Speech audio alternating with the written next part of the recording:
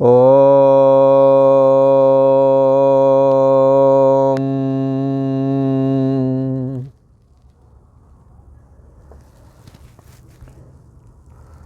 श्री योग वासिष्ठ के उपसम प्रकरण में श्री वशिष्ठ जी बोले, हे राम जी, मूढ़ को देख करके मैं दया करता हूँ और तपता भी हूँ। मूढ़ मनुष्य दिखता है तो मेरे को दया आ जाती है, ऐसा वशिष्ठ जी महाराज कहते हैं, और हमारा हृदय भी जलता है, तपता है। बोले क्यों, किसी दिन पूछा ऐसा क्यों है? बोले वो इसका कारण ये है कि मेरे को लगता है ये भी सुखी हो जाए। ये क्यों खेद पाते हैं ये मूढ़ और अज्ञानी लोग? मेरे को लगता है ये सुखी हो जाएं, ये संतुष्ट हो जाएं, ये मुक्त हो जाएं। इसी वजह से मैं मूढ़ को देख करके मेरे को बड़ा दया आती है और हमारा हृदय भी तपता है उन्हों को देख करके। वो इसलिए कि ये मूढ़ लोग संसार में क्यों दुखी हो रहे, राग द्वेष से दूषित चित्त होने की वजह से, काम क्रोध लोभ आदि के द्वारा ताड़ित होने की वजह से ये बारंबार दुखी और सुखी होते हैं। उन्हें देख करके मुझे दया आती है। और वह श्री वशिष्ठ जी महाराज कहते हैं, राम जी, वह दुखदायक कौन है जिससे वो तपते हैं? किसी ने पूछा, हाँ कौन है दुखदायक जिसके कारण वो तपते हैं? तो कहते हैं, हे राम जी, जैसे उष्ट्र कंटक के वृक्षों की परंपरा को प्राप्त होता है। यहाँ उष्ट्र का मतलब है ऊंट। ऊंटों को आपने देखा होगा जंगल झाड़ी में कटीले झाड़ियों को खाते हैं, और वो जब गोबर करते हैं तो कई बार बड़े वो गोबर के अंदर में भी कांटे निकलते हैं। बड़ा कटीला उनका गोबर होता है। तो ये ऊंट लोग जो है कहाँ जाते हैं? कटीले झाड़ियाँ खाती हैं।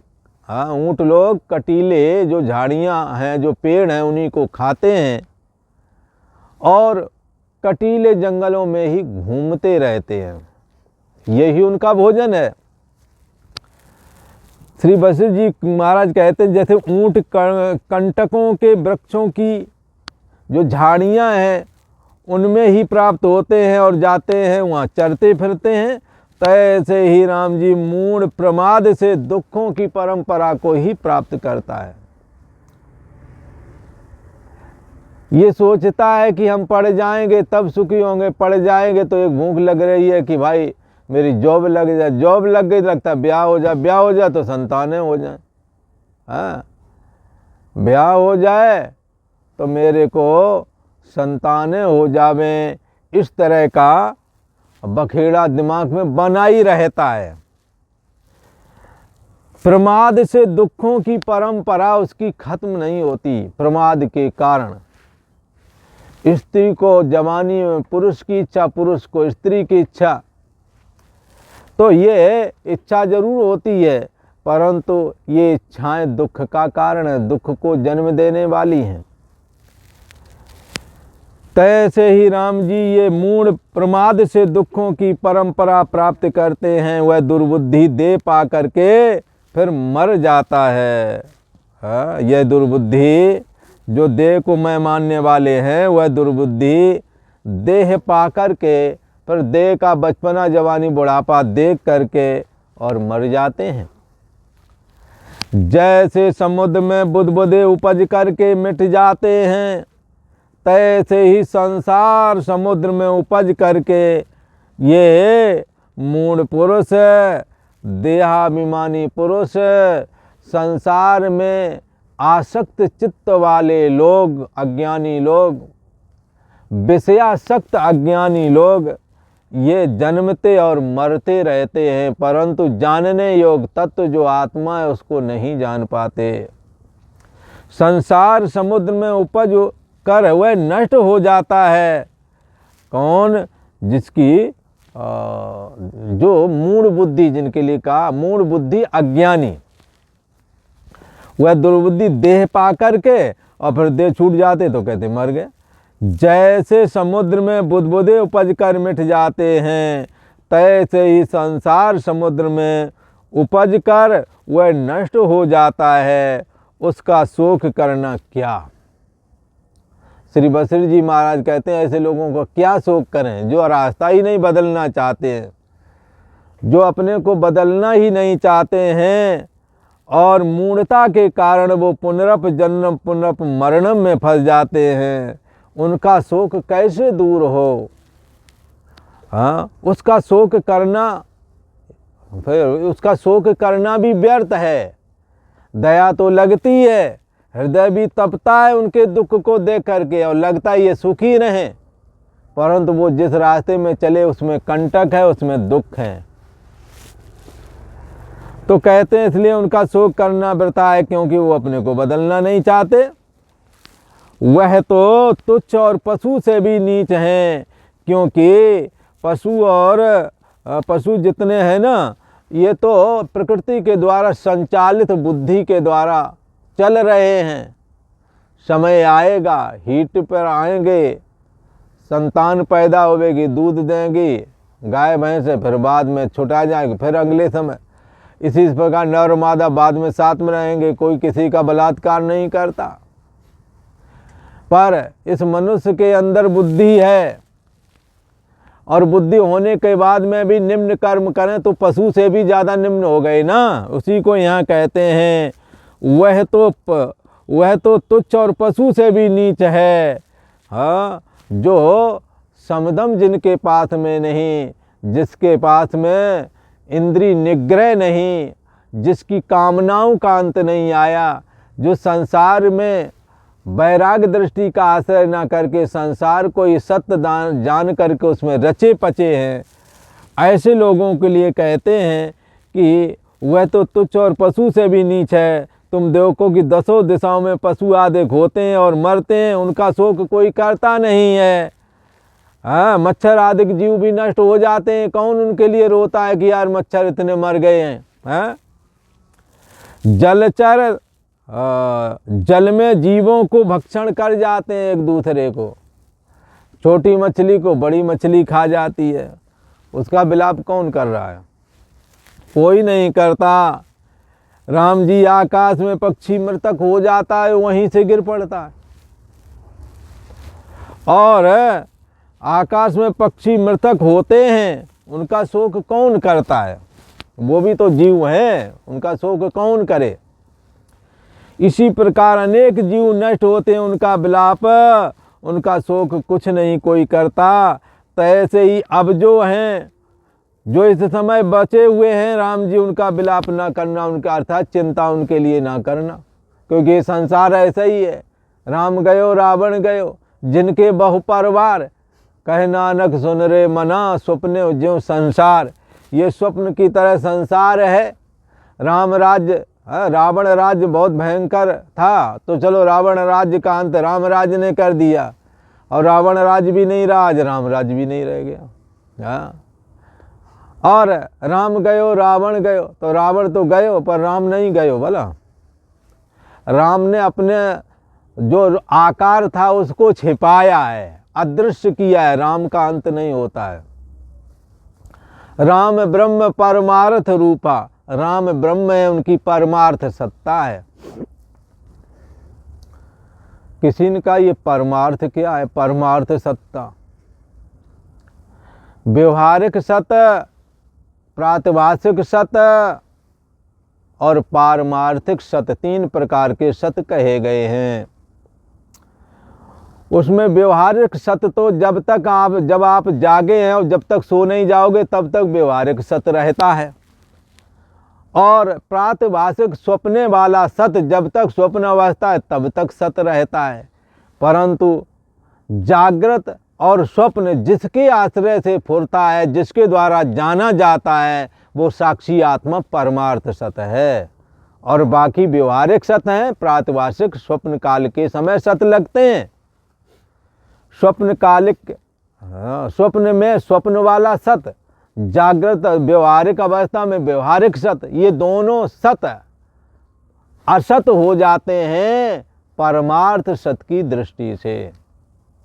परमार्थ सत जो अंतर्यामी आत्मा है, जो ब्रह्म है, जो सबकी बुद्धि का देश का साक्षी है, ऐसी चैतन्य सत्ता आत्मा की दृष्टि से यदि देखा जाए तो व्यवहारिक सत और प्रातिभाषिक सत असत कहलाता है।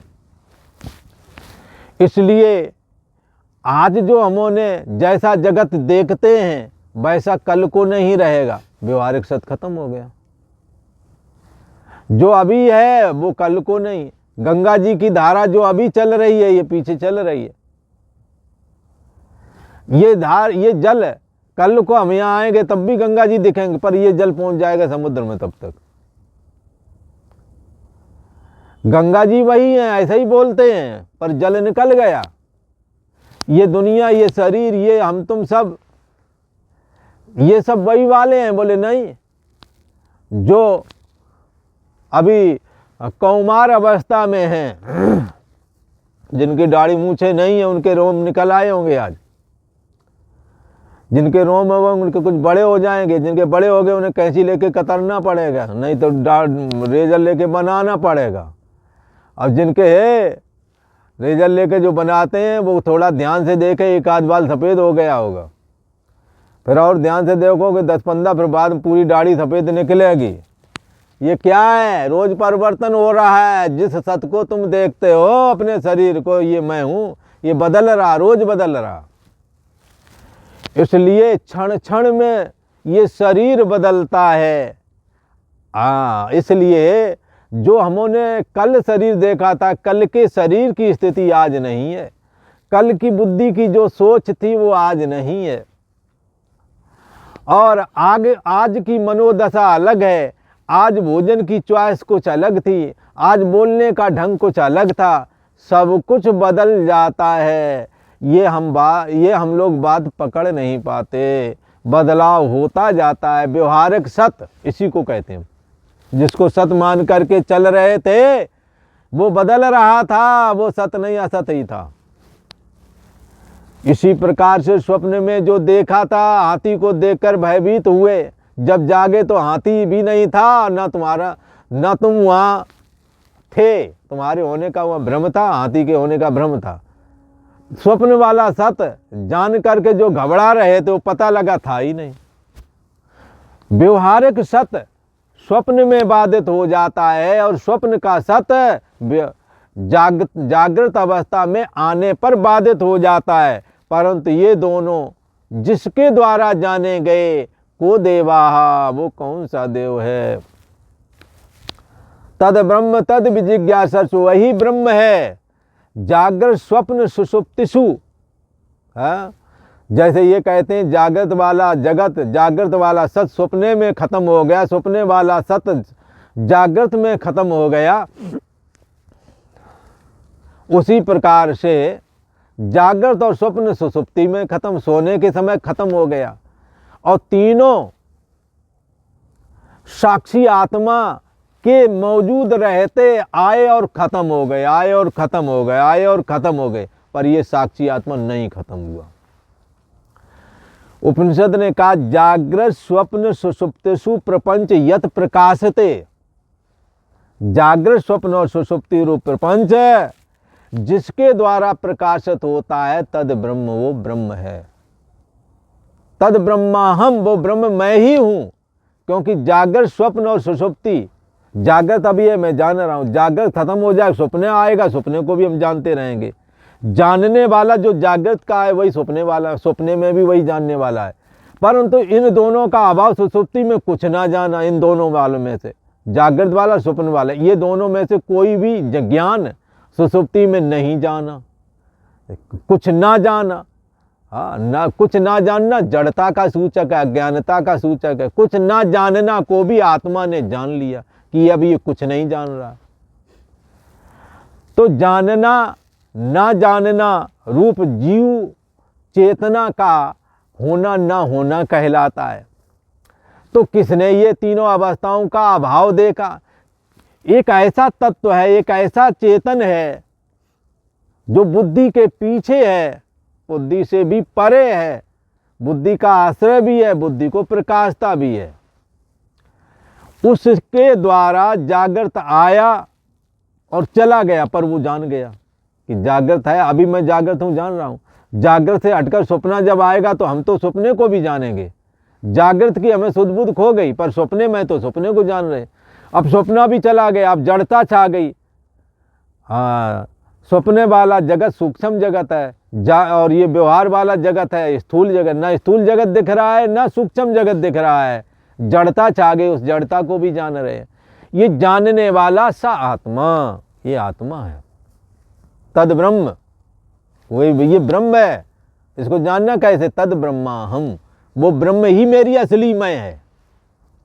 इति ज्ञात्वा, ऐसा जान लेने से सर्व बंधई प्रमुच्यते, सारे बंधन कट जाते हैं। जागृत और स्वप्न और सुषुप्ति का आश्रय और प्रकाशक जो साक्षी आत्मा है, यही राम का असली रूप है। राम यही इसी रूप में सबके अंदर समाये हुए हैं। यही भगवान श्री कृष्ण का अंतर्यामी रूप है, यही सत्तात्मक ब्रह्म है। माया से जुड़कर यही स्वरूपता को प्राप्त होकर ओम नाम हो जाता है।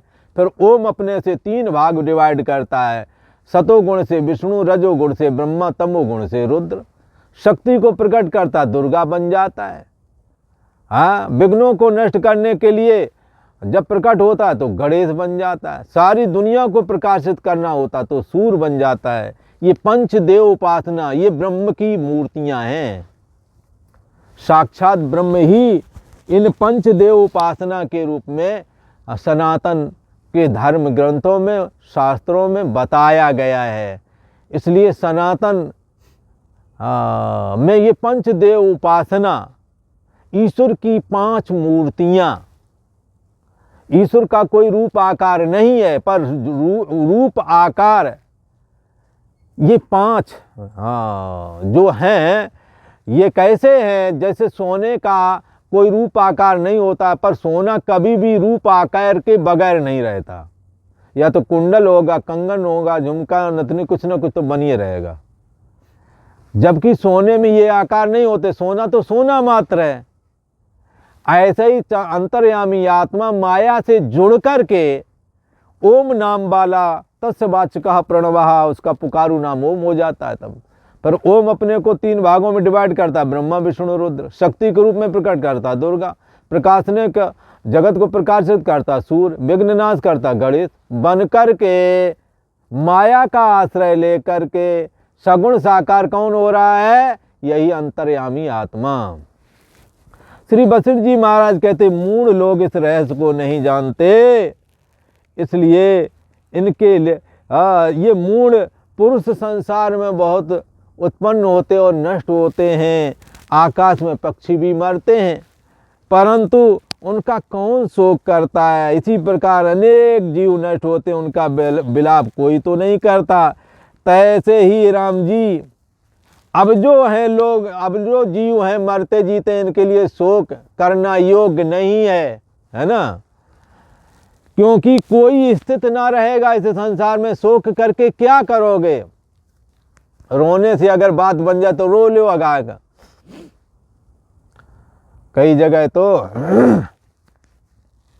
एक जगह सुना था कि किसी का परिजन मर गया, किसी शहर की बात है, बताया था किसी ने कि अब मर गया, तो उन्होंने कहा, पढ़े लिखे लोग थे, बोले बच्चों को रुका, रोना नहीं कोई, बोला रोने वाले बुला रहे हैं, बोला तो रोने वाले बुलाए, वो सर पटक पटक के रोए, फिर उसके उन्होंने पैसे लिए।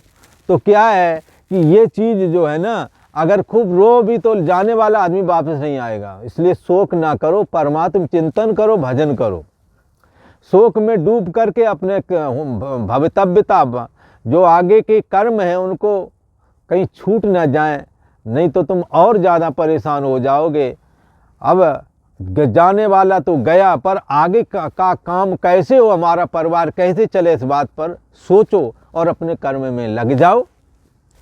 उनका विलाप ना करना, क्योंकि यहाँ स्थित कोई ना रहेगा, सब नाश रूप और तुच्छ है। सबका प्रतियोगी काल है, काल सबका भक्षण कर जाता है और अनेक जीवों को भोजन करता है पर उसकी तृप्ति नहीं होती। जुआ आदिकों को मक्षिका, मक्षिका मतलब मक्खी और मच्छर आदि खा जाता है, समय सबको खा जाता है।